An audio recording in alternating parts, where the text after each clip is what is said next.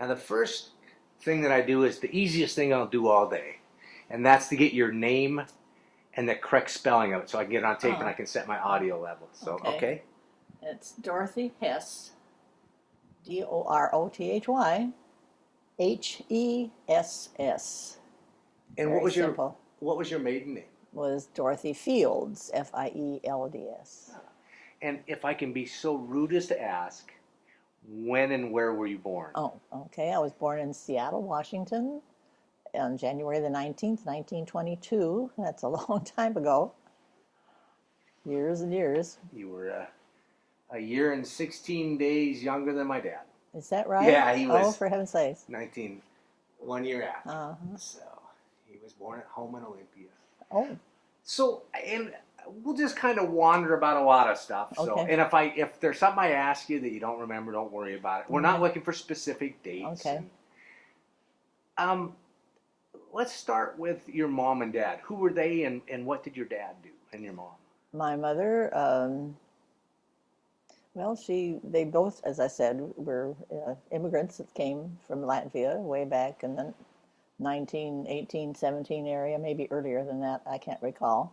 But they came through Ellis Island and established themselves in Portland, Oregon. They had relatives, and they met there and married there. And my father was a carpenter and built his own home, a very nice home. And my mother liked to sew, and she did do that as a living there during the Depression years, and also a great cook, which was wonderful. Other than that, they were not educated as far as like college or anything, but they were very able people and did well in their lives, and made it very important for the children, my sister and myself, to do well in school, because that was important. Education got you where you had to go, and so they were very helpful with things of that nature. They saw to it that we did get our education beyond high school. Did you grow up in a bilingual family? Well, yes, we understood the language, but we didn't speak it. My mother felt we should be Americanized. So I'm sorry, because it would be interesting to know Latvian. Now I can understand it, the old Latvian. There's a new version, I think, now that's a more difficult. But I can, just the simple things like, how's everything today? And, the ordinary conversation I could understand, but nothing further. Do you remember, you talked about your mom and the Depression. Can you remember the Depression? Oh, yes. Yes. So what was your perspective of the Depression? I mean, I know historically our perception, but what was it like for you? Just a limitation on things that you could do and purchase, really.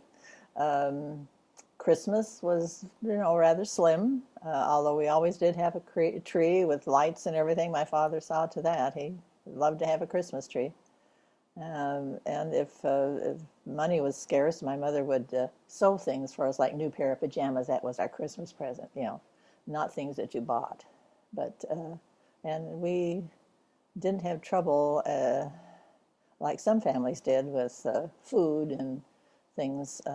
We always seemed to manage, and I think because my parents were good managers, and there was some lack of work occasionally from my dad, but that seemed to be weathered okay. There was a little difficulty getting money for college for me. I had to go a year before I went into nursing training, but that seemed to come along, thank heavens. Fees were there so small at that time, only about $30 just to register, and now imagine it's terrible. Not too many families can afford. Was that a childhood dream of yours to be a nurse, or how did you end up deciding? Oh, I had a ear infection when I was about 11 years old, and it turned into a mastoid, which at that time had to have surgery. And so I was at Orthopedic Hospital in Seattle, and the nurse that took care of me was so sweet and so kind and wonderful. I thought, that's what I'm going to be. And that is exactly the time I decided I wanted to be a nurse. So it's interesting because some people went into nursing because for women at that time, teacher, nursing, housewife. Yes. But for you, it was because it sounds like a calling or a passion you saw. Yes, hadn't thought of anything else. I wouldn't have wanted to be anything else. But yeah, nowadays, of course, you have so many choices. Then, as you say, there weren't that many. But the nursing, the woman was so wonderful. I thought, boy, if I could be that helpful to people, that'd be wonderful. So that's one reason I wanted to be a nurse. Did you grow up in Seattle then, Yes, most of your? yes. So about what age did you move to Seattle? Well, I was born in Seattle. Well, your parents had already gone from Portland from Portland to Seattle. Oh, yeah. okay. I'm sorry. Okay. Yeah. So elementary school, everything. And what do you remember? What elementary school you went? Yes, we lived in the Magnolia district, and I went to Magnolia Grade School, and Queen Anne High School, and then the University of Washington. So that's this went. I was just over at Magnolia last week. Oh, really? Yeah. Oh, it's a lovely area. Yeah. It's a beautiful area. Yeah. Beautiful area. So. So your nursing, where did you? Swedish. At the time, you were required to have a year of study at the university before you could go into nursing training. So I went to Swedish hospital and graduated from Swedish. And I was going to go in with my roommate, who, with my really dear friend. We grew up together, and she flunked her psychology, or I guess physiology, I guess it was, and so she couldn't go in the same time I did. So at the point, I was ahead of her in training, so then I got different friends, and we kind of drifted apart, but she came in later. So you made a lot of friends in nursing school, and so I maintained a lot of them. Even to this day, we still meet. And the nurse I was overseas with was one of the nurses in training with me. And we, as soon as we graduated, we went to Western State Hospital. At that time, they offered board and room for $90. And so we thought, boy, that's great. We don't have to look for an apartment or anything. And it was just after the war had first, we were graduated in 42, June of 42.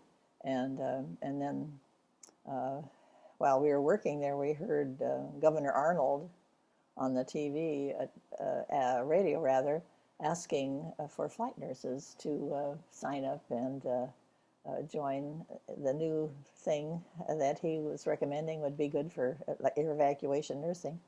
So, oh boy, that sounded great to us. So I couldn't join until 21, and I was only 20 then. So I had to wait in my birthday till January of 43. And so we both went to McCord Field and signed up and had our physicals. And a week later, we were called in to go to Bowman Field to go into training. So that was interesting. Wow. So, and you were still single at this time? Oh, right? yes, yes. So you're 20, turned 21, Yeah. you could enlist. Yeah, And I'm going to back up just a smidge. At nursing school, we talked a little bit about. Can you kind of paint a picture for me of nursing school, the people and outfits and discipline? It sounds different than today. A lot of discipline, believe me. Especially at Swedish Hospital, it was the old school. You wore your uniform correctly, and at that time we first went in training. They had long sleeves with big white cuffs. And you didn't get out of the patient's room with all your cuffs rolled up. You had to roll them down. So if you had to leave the room for anything, you had to and fix everything before you could go, and then undo and take care of your patient. So after a while, they got wise and decided to have shorter sleeves. And let's see what else was awful. They had black lace-up shoes, kind of boot-like things. Oh dear, black stockings. And rest was like a white, big white apron, and they were kind of cute. I mean, I didn't mind that, but they were all starched, and so forth. And but they, anyway, we had very little time to ourselves actually, and that's amazing that they could keep the girls there that long. I think all we had was a half a Sunday off. in the month we could have maybe a whole day or something like that. It seems to me. It's kind of far from my mind. I can't recall, but you could build up time so fine you could have a weekend. But it took quite a long time to get a weekend off. How long was the program? 3 years, 3-year program. Um, the time at we had to check in at night was 10 o'clock. The lights out had to be out and you had to be in your room. And I think you could stay out one night later on the weekend if you were, but you had to be in. And the house mother would certainly check, you know. Who is, So, is Swedish? Is it run by a religious organization or? well, it's a Methodist kind of a thing, but it was started by Nordstrom and Wallen and Johansson.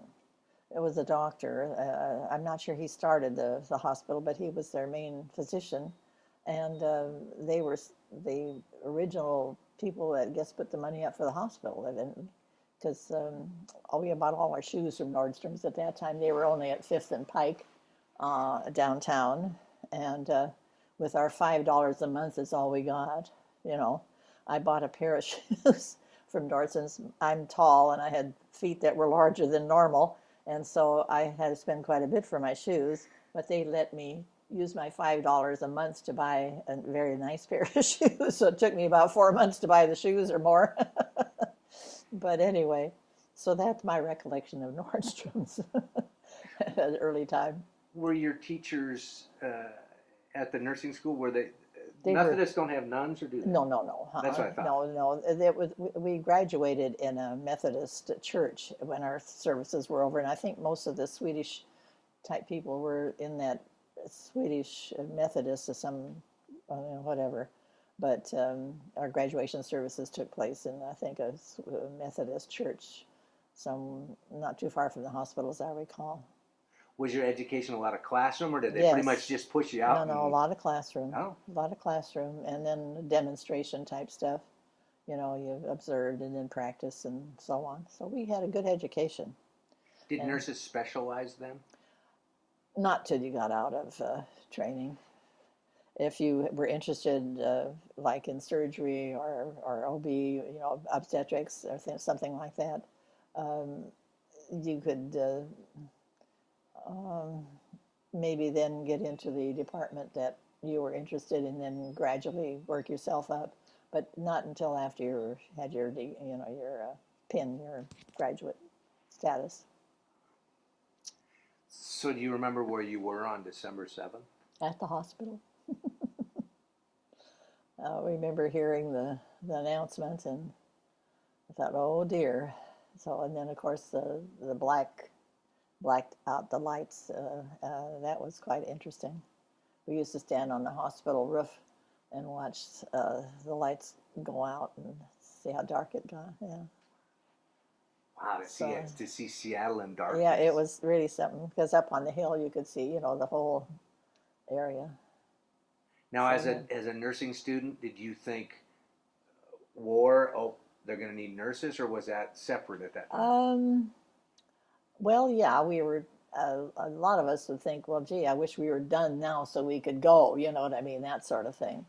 So it was in two ways. Sometimes some of the people had friends that they didn't want to leave and that sort of thing, and some had problems with health that they couldn't probably get in the service. But I think most of my friends, if they could, they would have gone, you know.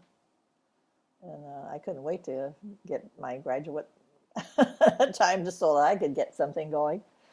But and flight nurses were new.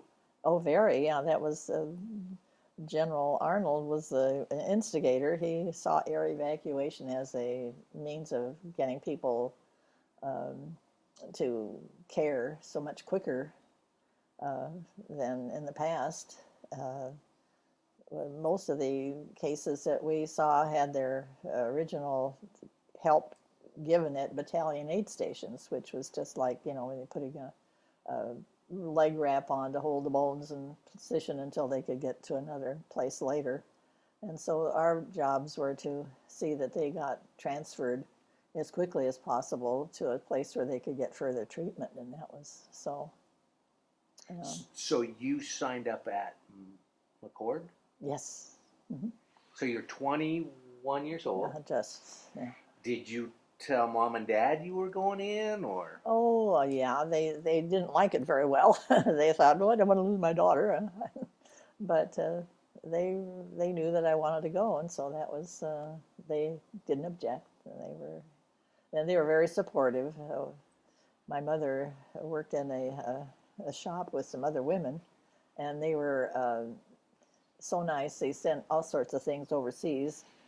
In fact, they had squab canned, in a cannery for us, and so that was something else. And got packages sent fairly often, which were, everybody, of course, oh, my package is here, so let's enjoy. So we did. And then one of our nurses had to transport some people back to the States, and when she came back, she brought lipstick and perfume and things like that we had run out of. So, had you ever flown before? Not really, but I was never afraid. I mean, when we got to Bowman Field, they put us in a Beechcraft, and flew us around a little bit, and no problems. And I never got airsick, never felt a bump or anything. I was no fine. So it's interesting. I never thought about that. So was that kind of their test was, okay, throw them in a plane, fly them around, see if they get sick, and if not, then we can continue on? Well, I guess if the girls didn't like it, they could back out, I guess, or get transferred somewhere else. But my roommate she had her student pilot license, and so she was, well acquainted with flying, and she didn't worry about it. So I thought, well, if she didn't, I'm not either. So how much additional training did they have to give you to be a flight nurse? They had a program, aerial physical therapist, oh heck, I can't even think the words. Physical therapy, no, but physiology is what I'm trying to say. How the differences in altitude, how it affects your body, and that sort of thing. And they were quite, I think 6 weeks, I think we had the program, and we had to learn how to decide what people needed. We had to train our own tech sergeants because they hadn't had any training, about shots and all that sort of thing. So we had to teach them because we were brand new, because we were one of the first groups that actually had the graduation from there. They had two other, the first, they were 801st, 802nd, 803rd, all went out before we did. And the 803rd and 804th Air Evac group were the ones that had the 6 weeks long for the first time, that had all of the plane recognition and all that sort of thing that the others didn't. And a lot of them were brought back after they had been in service overseas to finish the training, which was, I don't know, that was a good idea. They knew more than the people that were teaching, I think. I was going to say, they'd already seen what was. Right. So you were the 804th? 804th Medical Air Evacuation, yeah. What, did you go in with rank at all? Or? Yeah, second lieutenant. Huh? Yeah, all the nurses were second lieutenants. And before we were out, if you were in 18 months or more, you got a first lieutenant. So that's how we came out. So what did they have for uniforms for flight nurses? Really, well, actually, on the job over in New Guinea and all, you just wore a regular OD type, what do they call that color? Khaki, and then that kind of green color, whatever that one is. Like everybody else wore the zipped up, and you zipped in it. Because you were like pants, right? Yeah, yeah, definitely. Wow. But if you were going to a more citified area, you could fly. They had a sort of a blue, like Air Force blue, Eisenhower type jacket and pants and skirt and a cap, and which we wore that on leave and stuff like that, which was really nice. It was comfortable and attractive. Then plus the Army regular, the OD and the cream color skirts and stuff like that they had. Because you were still Army Air Corps at that time, right? Yes. Uh-huh. So where did you go? When did you find out where you were going, and where did you go? Oh, well, after 6 weeks, we had all kinds of experiences like hiking, of course, and drill as everybody does. And we had bivouacs where we had to be out in tents and dig your own latrines and all of that, and gas mask training, and that took that 6 week period. And then on, oh golly, the week before we left we left on May 16th, and we went to Kentucky Derby to see the Kentucky Derby, my roommate and I, before we left. And we both bet on every race, and I think I won about $22, and I'm not sure what she won, but anyway, that was interesting. And we didn't know where we were going, but we heard that we were going to be out moving, and so they bundled us off to New York City, and I thought sure they were going either to Africa or up to England, perhaps. But no, we were on the good ship Uruguay, which took a whole, I don't know how many thousands were on board, but we went down the east coast Atlantic, clear through the Panama Canal, and then on to Australia. And we landed in Brisbane on June, can't remember, June, the month, about 32 days it took us to go that far. And we had a couple of destroyer escorts as, to watch that we didn't get in trouble with the enemy. And we had to zigzag all the way, which was interesting. Were there more than, now you're on like a Liberty ship? Yes, Liberty. Yeah. Well, it was a former pleasure cruise okay, ship. So converted over. Yeah, there were about two others with us, a group of 3 ships. And one left us at Caledonia. They went to New Caledonia, and the other 2 went on to Brisbane. And from there, we were in a cold camp called Camp Columbia, cold showers and tents and so forth. And so that was a little difficult.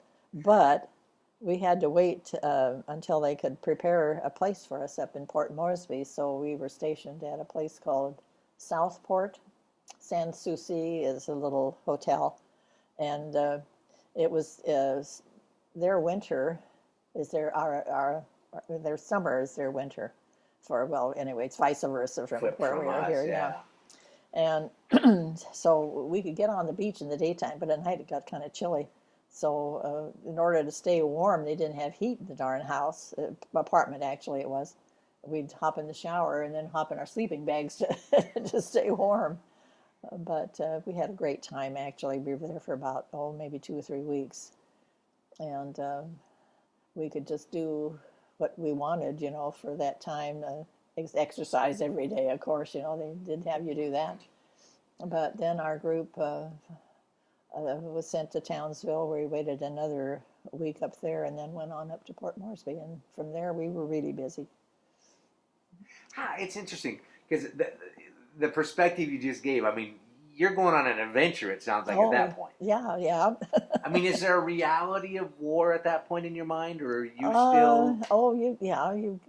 If you talk to the pilots that would come down, and we got acquainted with a couple of them, and they had been, in the war and had been on missions and so forth, so, you understood that things are going on.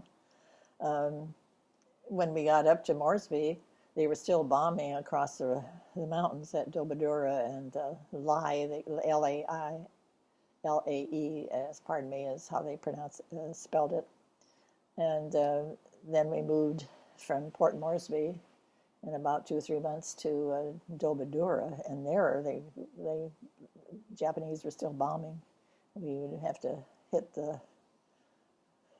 what do you call it, the trenches, or whatever you want to call them. So bombing close enough to where you were. Oh, yes. And you could hear the fighter pilots in the air if you had the air, if you had the radio on, you could hear them talk to each other as they're shooting at each other. So what goes on? Here's a 21-year-old young lady over there, do you live in fear the full time, or what goes on in your head? I don't really. It's amazing. It's just I really never actually felt fear, which is strange because I think at that point you're young and you think, well, this is an adventure. You just do what you do. Um, I never was afraid on a flight. We had some really pretty bad flights as far as the weather was concerned, up and down and flapping wings, and you're really kind of worried, and even shot at. We were shot at a couple of times.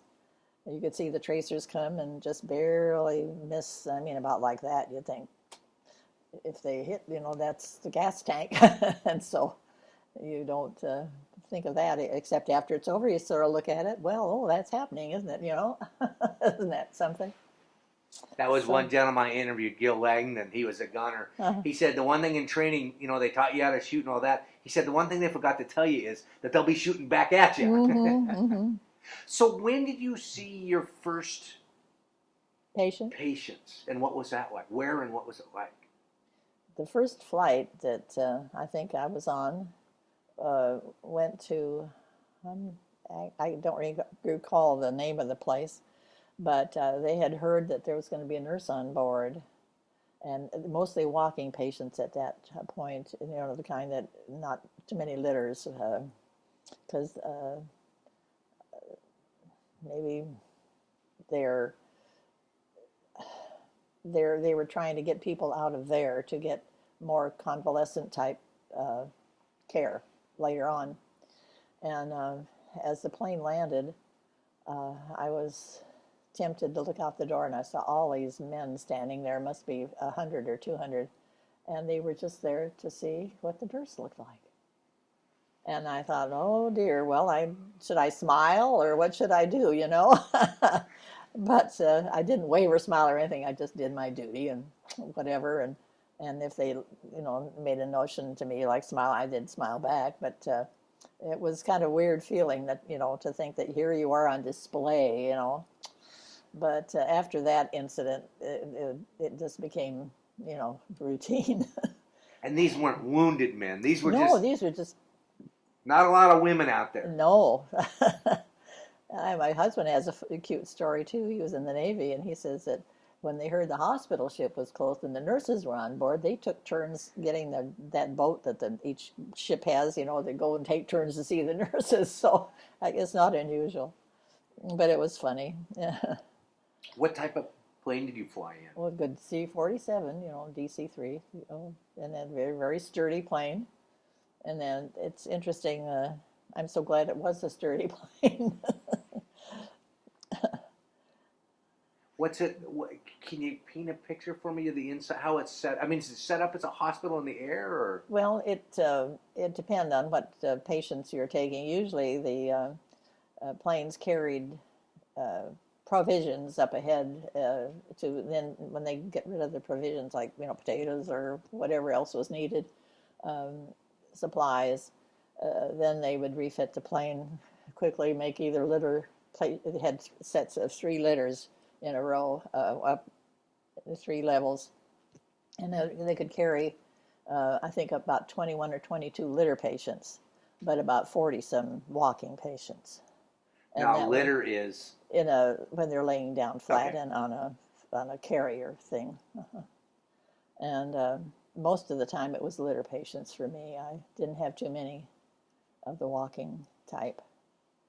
They had quite a few psychiatry type, psychological problems with the soldiers too, and we had quite a few evacuations with them, and that was kind of hairy in a way.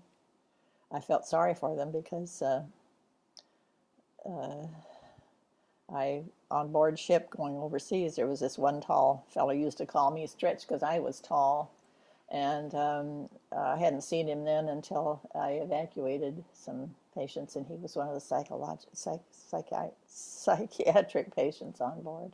And I said, "Gee, what happened to you?" And he said, "Well, almost all of his fellow soldiers had been killed, and he was the last one, and he just, just couldn't take it." So, but he'd always been such a happy-go-lucky fellow. I thought that's, that really affected him. So you saw the before and after. Yeah, Young. right. But that was the only one that I had actually known ahead of time. But a couple of times, my roommate and I had psychiatric help because we were at a state hospital. I had the admittance ward and she had the medical ward. So we were acquainted with psychiatry patients, and so they did give us a lot of those type of people to take. We had to take one group, a whole plane load, from New Guinea, clear down to Townsville. It was about a 7-8 hour journey, so that's a long trip. So it gets a little worrisome because they're wrapped, in restraints, most of them, and it's you don't want them to, have problems if you don't release and see that they're cared for. So sometimes when you gave a medication, you thought, well, I hope it works, or if it doesn't, we're in trouble. But otherwise, we had no problems. No one got loose and raised a real problem for us. They were usually, if you were calm, they were calm, pretty much. What were most of did you have a lot of the same type of wounds, or what was it, just a gambit? A lot of shrapnel. Not like they have at the present time. We don't have those horrible things where legs are blown off and that sort of thing because of all the armament that's going off these days. But and then typhus, that sort of thing, malaria,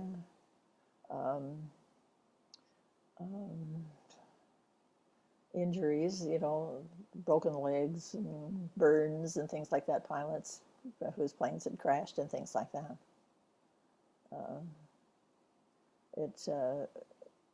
I can't recall any. I had never lost a patient, and I don't think the time that they come to us, there had some care ahead of time, so that we weren't the ones that gave all that important first-time care. But we did do plasma a couple of times, and just made them comfortable if we could, with water, juice, or whatever else we had to do. Our equipment was really not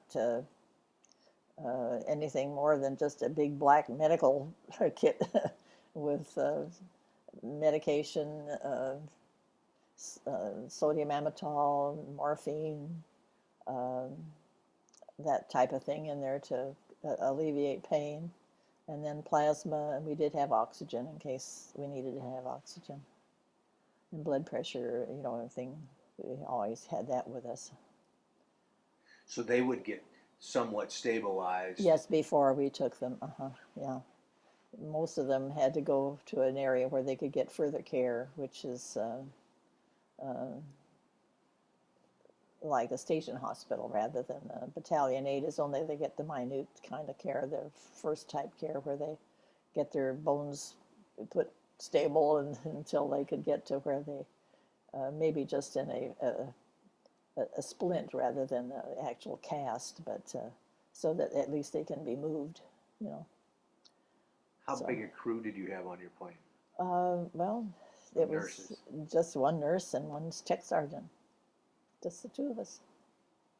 And the tech sergeant is not a nurse, right? No, they're the ones. But you gave him some basic training. Oh yeah. Hold this. Yes. If it does this, call me.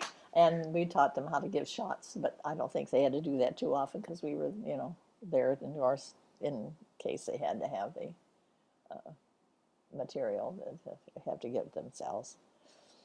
But they were all very nice and very helpful. We couldn't do it without them. Were they usually women or men? Men. Oh, really? Yeah. Huh. Yeah. So about how long were your flights usually? Did it vary? It varied. It depends on where you were going. And when we were there, we had a lot of short flights.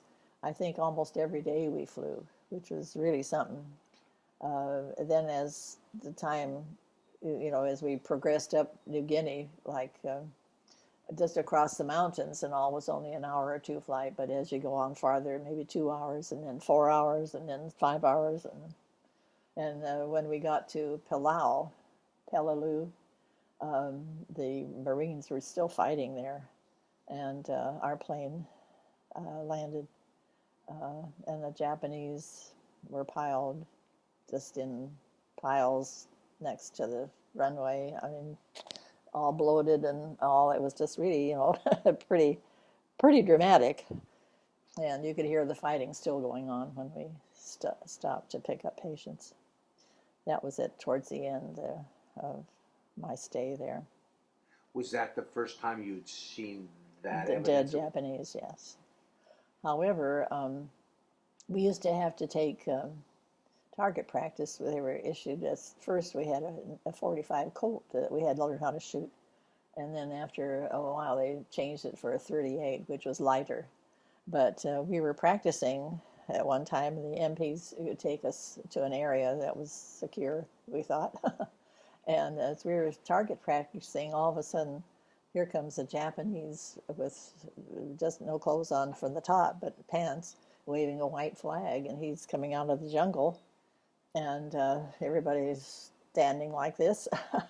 And then after he comes out, here comes a few more, and this was in an area that MacArthur had bypassed and let them starve, and so they were so hungry that they just came out. They heard the shooting and volunteered to give themselves up, which is kind of unusual. They don't usually do that.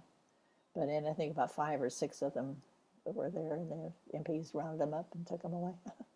Well, that had a little. Yes. Huh.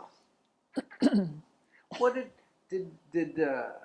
you have conversations with the? Because a lot of it sounds like what you did is provided medical services, but also somewhat of a counseling or a comforting.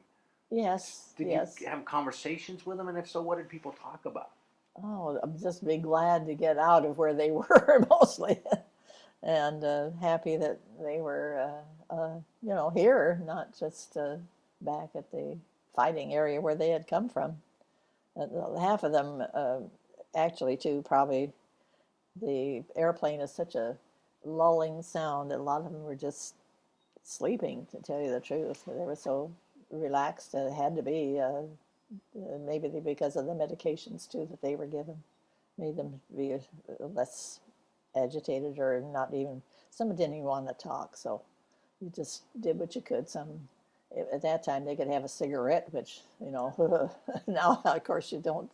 So you'd maybe help them, if they wanted a cigarette, or if they wanted a drink, or if they needed some change in position or something, you'd try to help them. But it's and you could joke with them too. A lot of times, sometimes they wanted to chat with you and find out where you're going, where are we going, and how long is it going to be, and that sort of thing. And a lot of them had never been in a plane before either, and so they were a little bit on tenterhooks, worrying about how this is going to be. So you just made them calm down, and everything is fine. So. Did you usually round trip in a day, or did yes. you go and stay? Well, sometimes it depends on the length. A couple of times I had to spend a night on an island, and I was the only woman on the whole place, which was interesting. We couldn't get loaded and get back in time, so they decided to spend the night.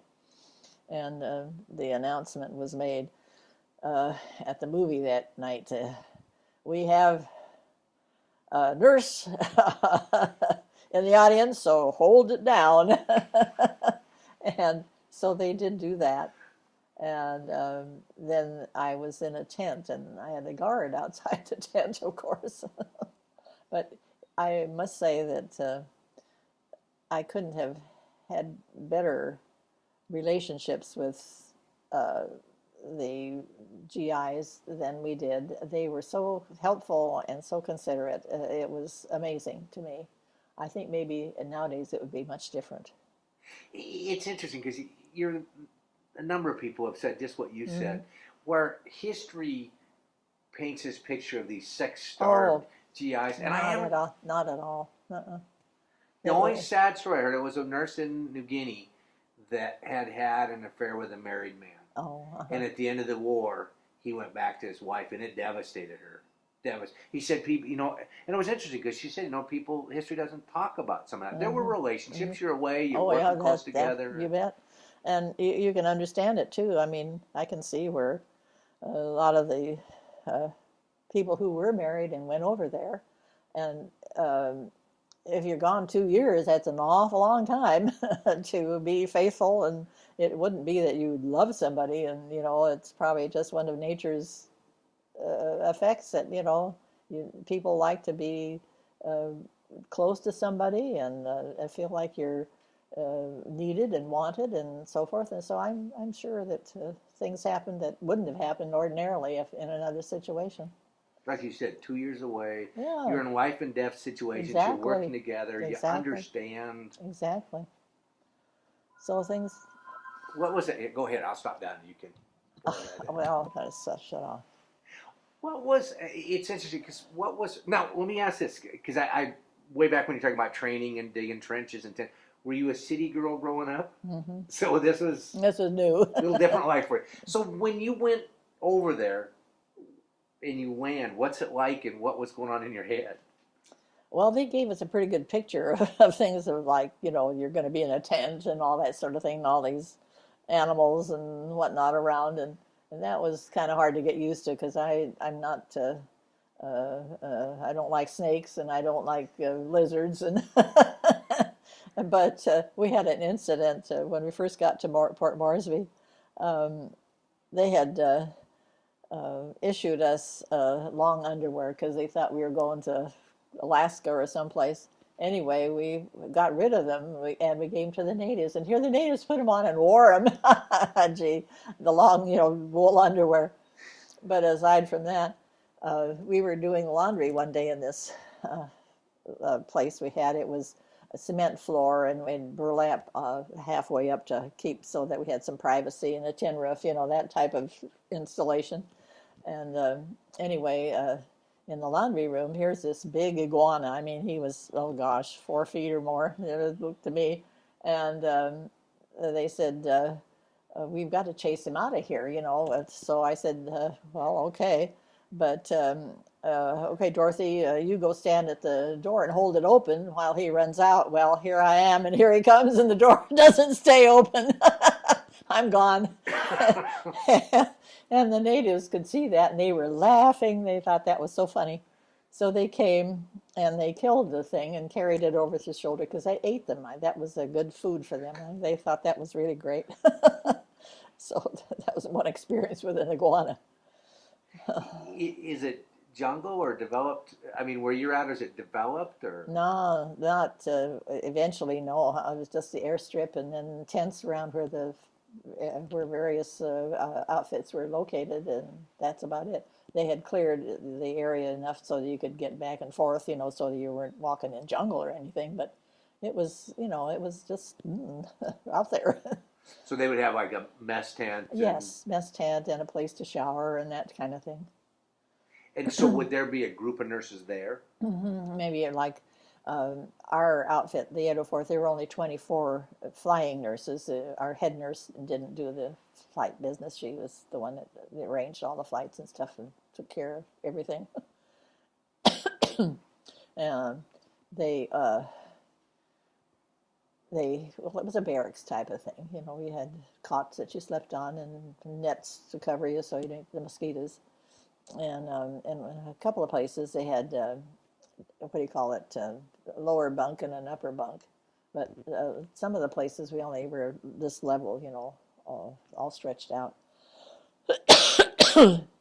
But we changed about every 6 months. We were on the move because every time the troops got another area, we then moved on up with the Air Force, from the airport, airfield rather. So it was closer, and so then we could fly further up ahead and come back and not have to go so far. So were you responsible for taking down and packing things, or you would? Our group was that's what air evacuation, we had the help. The men would put the houses up for us too, you know what I mean? And take them down and take care of the mess hall and all that sort of thing. They would do that sort of thing. We had to do our own stuff, you know, our clothing and whatever, but other than that, we didn't have to do anything. Hot and muggy? Oh, yeah. You take a shower and about 2 minutes later, just like you never had been there, you know.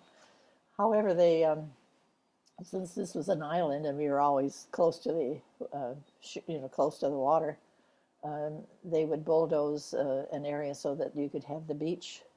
They would even take some of the coral stuff away so that you could get to the water, and that was nice. If you weren't flying, that's usually where you were, is on the beach. A couple of times I got in trouble.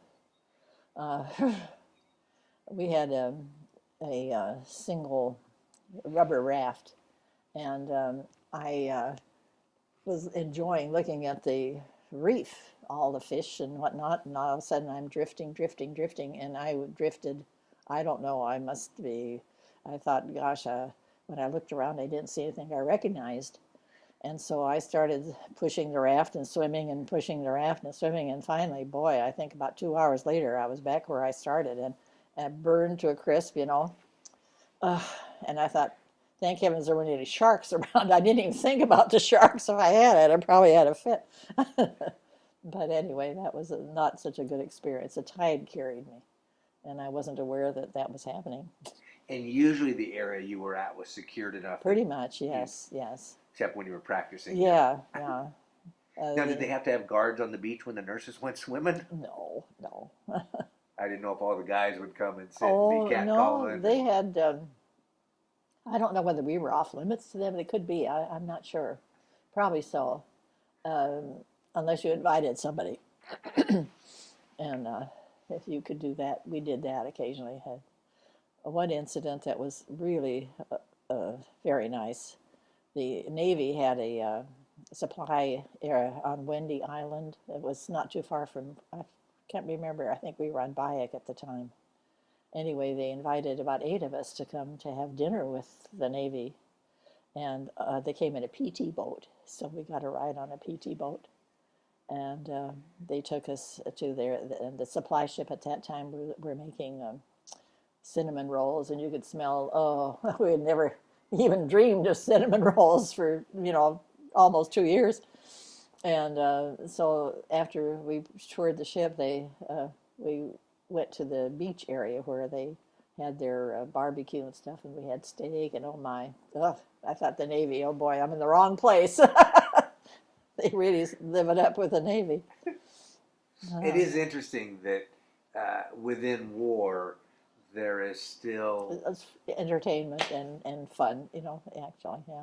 Now, out where you were, you probably didn't get any USO shows or... Not many. They did come to Port Moresby once when we were there, but that's all. And I'm sure they must have later too, but not that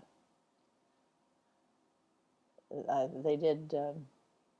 I can't remember the stars that did come. A couple of times, I guess they did. I'm sorry. Did you have? You could go swimming and things of that sort. But was there actual true R&R time where you could get away? Well, yeah. I think you had to be there 6 months at least before you could get some time, and they gave you 10 days. And I had one opportunity to get to Sydney, which was fantastic, and I did enjoy that. Got to swim at Bondi Beach, played golf, did a few things like that. But I think maybe I had 2 leaves, yeah. How long were you in? Well, let's see. I think we were overseas 18 months. I came home, I went over there, we landed, well, of course we left the States on May the 16th. And I came home, I think sometime in February or March of 45. So, well, however long that is, more than 18 months anyway. How aware are you of, when you're in the midst of it, the big picture of... Not really, because they don't tell you anything. And there's no radio or anything to hear anything, you know your own little story, and if you have people that have been on bombing runs or something like that, where they've been and what's going on, and unless your commanding officer tells you much what's going on, which you don't have too much contact because they're busy with other things. They don't, fraternize with the nurses too awfully much. Some do, but some didn't too.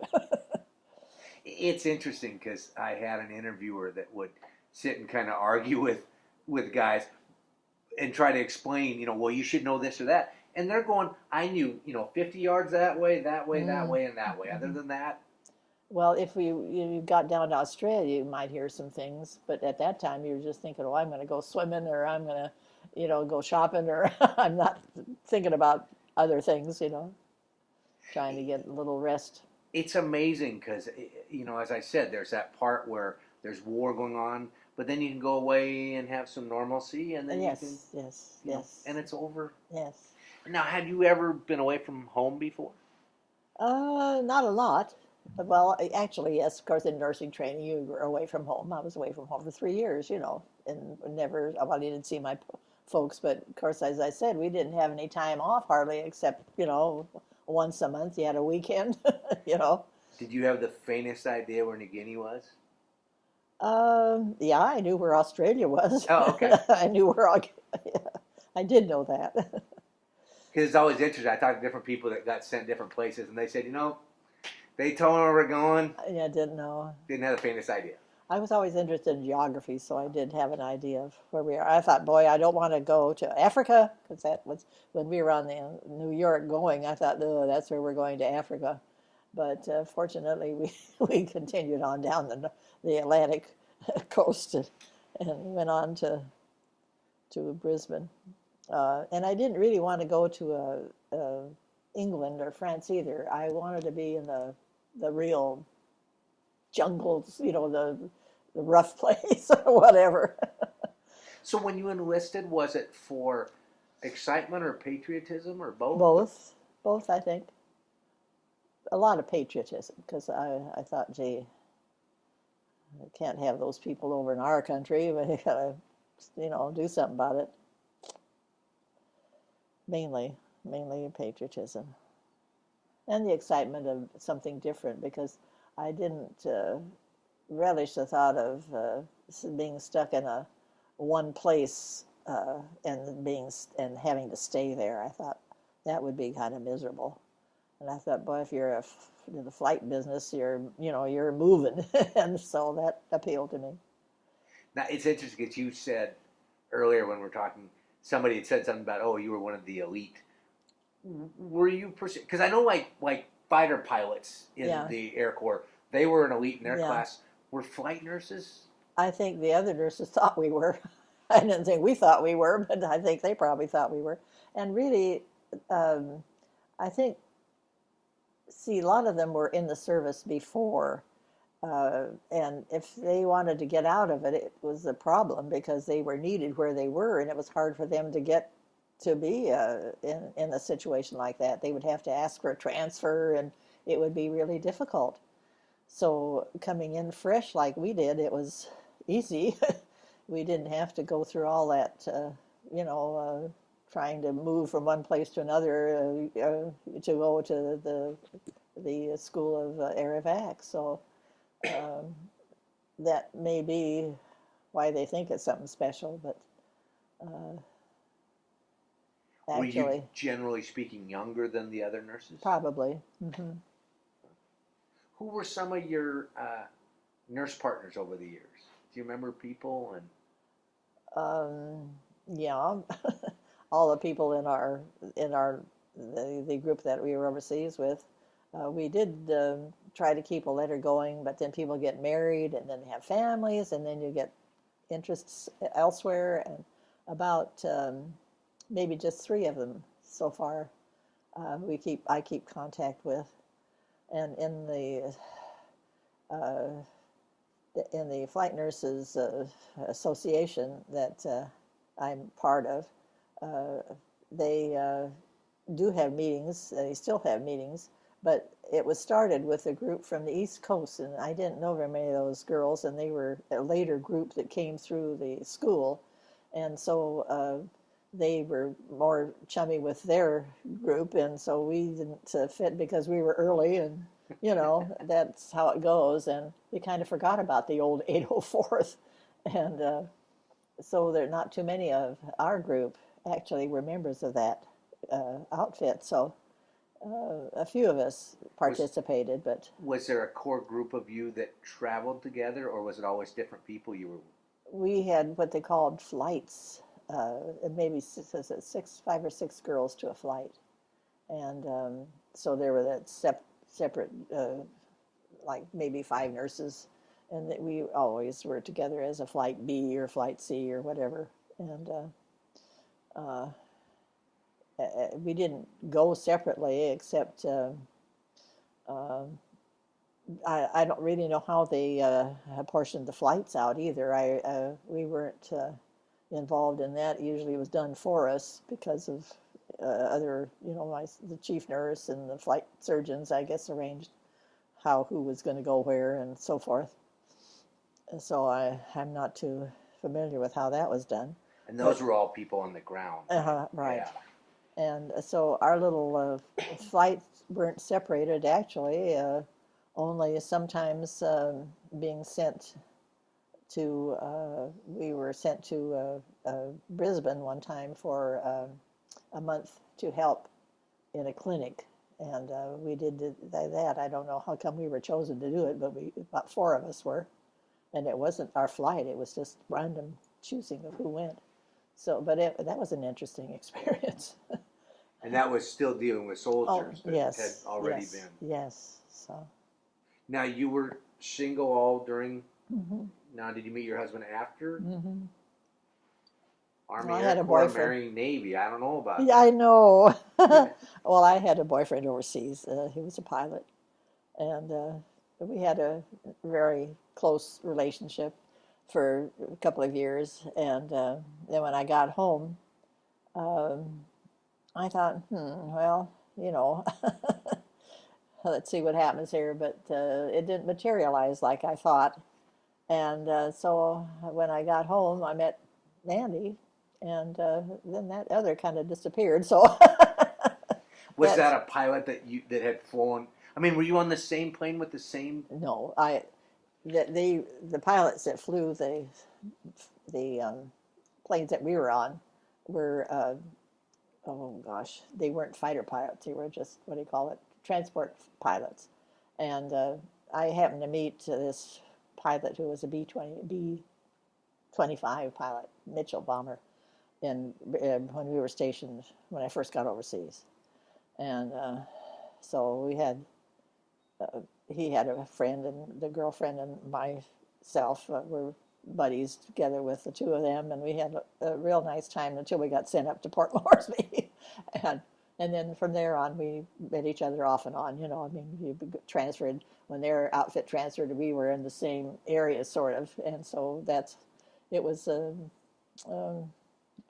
interesting time for all of us. Makes it tough for dating, doesn't it? It does make it tough. You could telephone a little bit, with these crank phones and hi, So but he came to see me a lot. With crank military? Mm-hmm. So it was like base to base then? Yeah, that's all.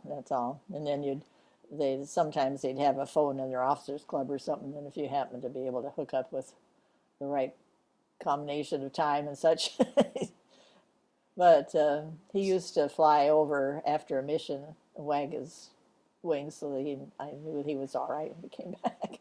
So you fly low enough that... Yeah, it was pretty noisy too. So could you actually go on a date? Oh yeah, but not much. I mean, you'd go to the beach or something. That's about it. Or officers' club, that's about it. That was all there was. And again, that pilot was a step above the one flying the... Yeah. See, it's that hierarchy. So anyway. It's always interesting to see. Now, do you know whatever happened to him? Yes. We corresponded for a number of years, even after we both were married. And the funny thing, I went, the 5th Air Force had their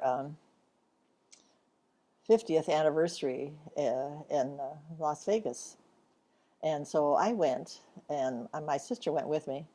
And as I'm going past, I noticed that one of his squadron, not what do you call it, group, I guess, the group, and then the squadrons from the group. The 499th was there, but the 500th, which was his, was not. So I said, well, okay. Anyway, this man had written a book. In fact, it's right over yonder. It's called Something to Cross the Pacific.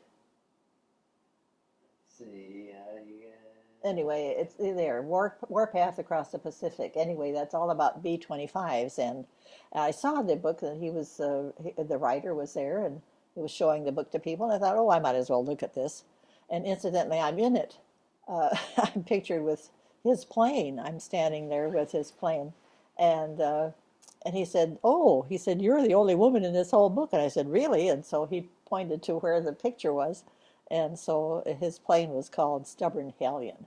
And I had taken the picture, and anyway, I guess that's the only picture he had of it, because that's the one that was in the book. So anyway, that's then I talked to him, and I said, well, what's happening? What's happened to Mike? And he said, oh, he is retired from the service. He stayed in, evidently, and is not married any longer.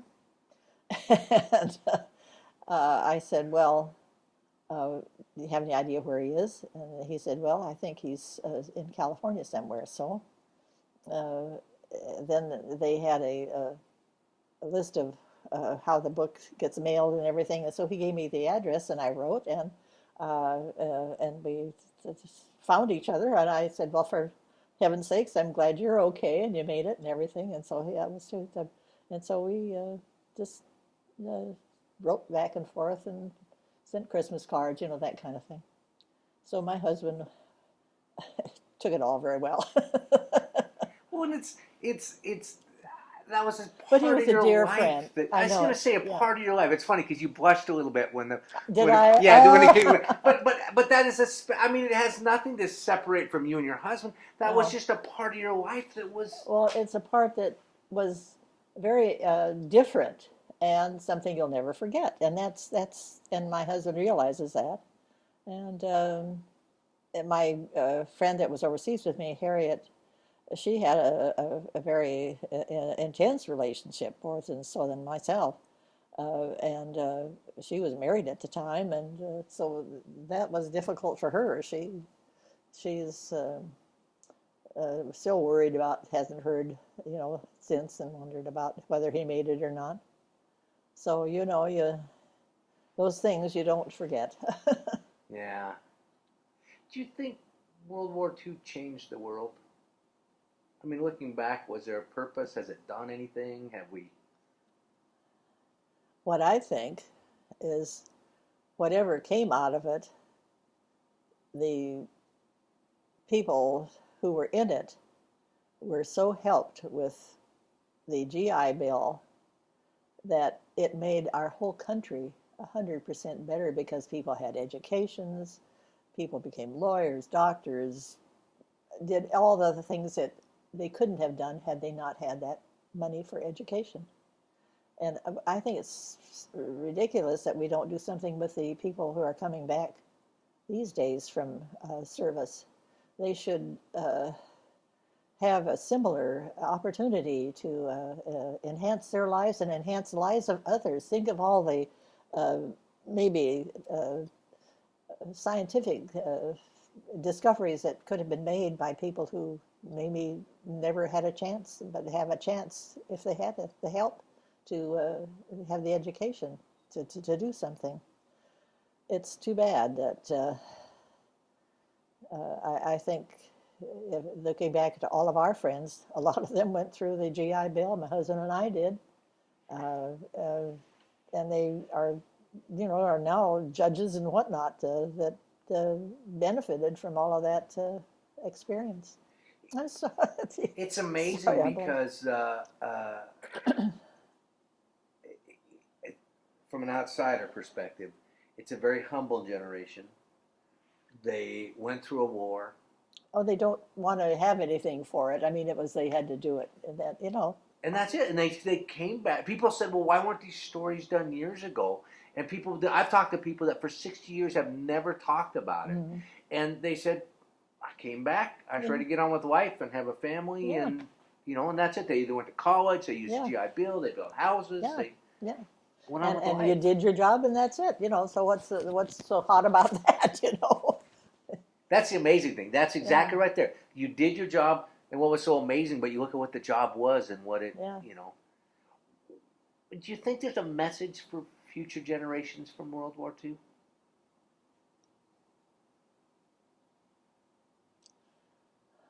I think maybe we're not expecting too much of our present generation. Maybe we should. I don't know. I really don't know. I maybe the patriotism or whatever it was that got us into was different then. You felt that you had to do something, that this was a necessity, and it didn't care what it did to you. You just did it.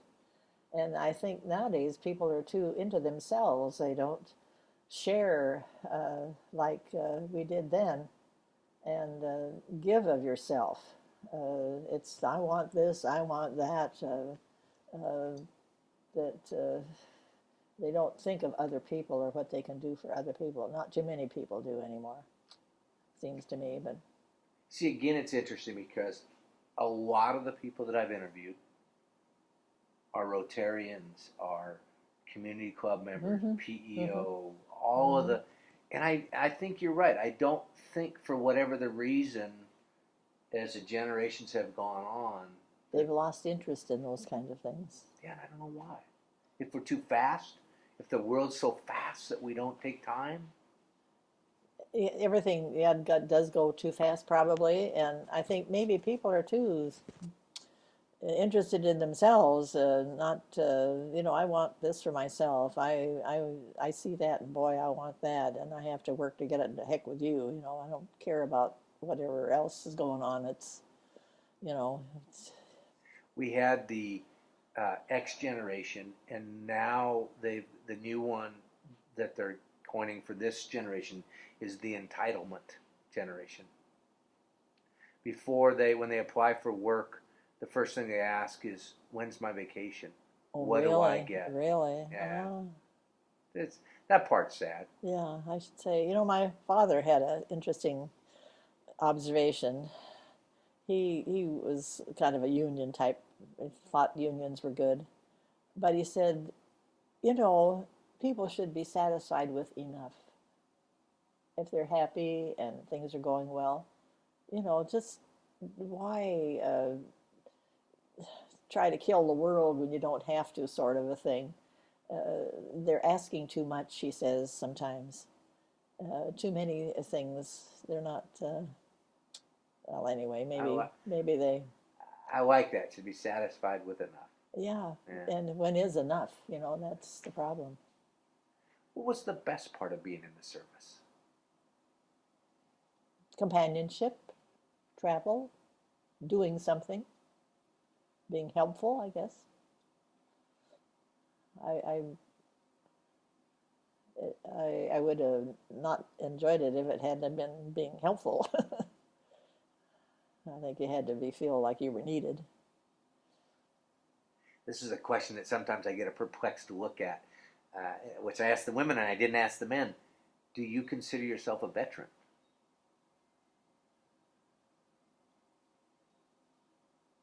I don't know. I guess I do. Are you, when you see a veterans parade or the American flag, or Oh yeah. Oh yeah. what do The you feel? music. Oh, it gives me. In fact, I bring tears to my eyes when I hear the Star Song sung. And like I went to the memorial for the women in Washington D.C.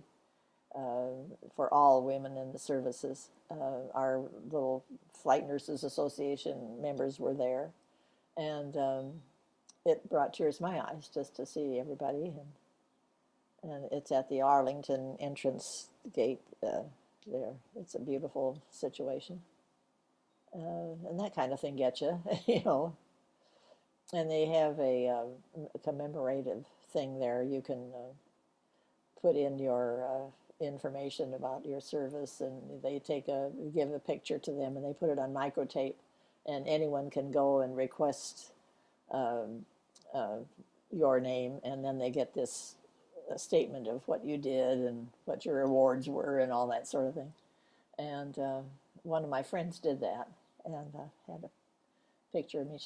It was me as I was in the airplane standing next to a patient, and she thought that was a cute picture. So anyway, but those things are there, but they do want money. Of course, they have to keep the thing going, and I'm a charter member, and so every once in a while I contribute a few bucks here and there so that they can keep that thing going. It's amazing because you're a part of a very unique sisterhood. Yeah. I mean, I assume if you get together with a group of you, that there's a common bond. Even if you'd never met during the service, you know a language that you don't even have to That's talk. right. Yeah. Yeah, it's true. And you made a difference. Well, I suppose. I hope so. Yeah, I hope so. Well, thank you very much. No, you're welcome. It was a